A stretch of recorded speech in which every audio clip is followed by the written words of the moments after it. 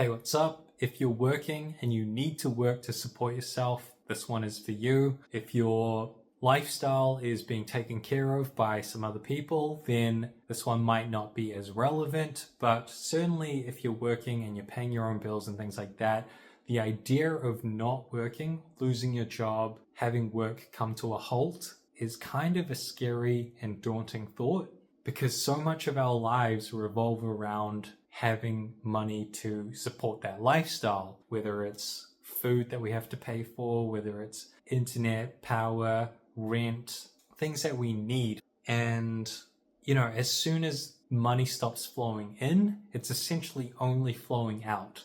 And so you've probably, if you've got some savings, then if the money stops coming in, it's only going out, and your savings will essentially start dropping.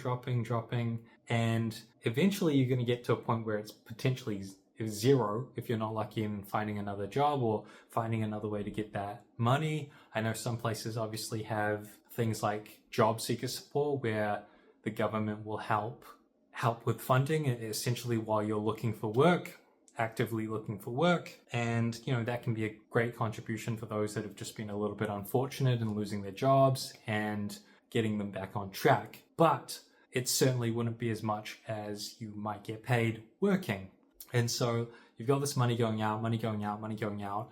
And if it gets so bad to the point where it reaches zero, the thing that comes after zero is negative.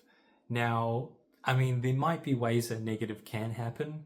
Maybe you got debt or something like that. But basically when you reach zero, it's kind of like game over. Like, not in the sense that your life is over, but your ability to support your current lifestyle essentially drops to zero. And that's quite a scary thought, right? Because a lot of things can happen in life where you do kind of find yourself kicked to the curb. That your company might go through a restructure, they'll let some people go, maybe you've been let go, or, maybe you have some kind of injury or something you're going through health-wise that might hinder your ability to work fully, or create an issue where you need to take time off work, and so that income stops coming in.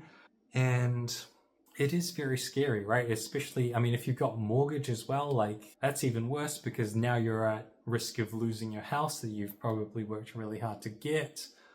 A lot of life revolves around money. A lot of life revolves around income.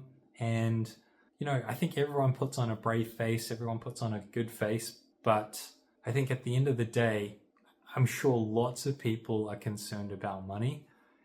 Unless you're financially free, in which case, that's incredible, and those people probably have slightly less worries. But yeah, money is so important. I don't think people talk about it enough, considering how important it is. And yeah, I don't know if many people actually think about what could happen if they lose their jobs. I think probably a good amount of people have some kind of backup, whether it be, moving back in with their parents, or maybe if they've got some close friends that can help support them for a period.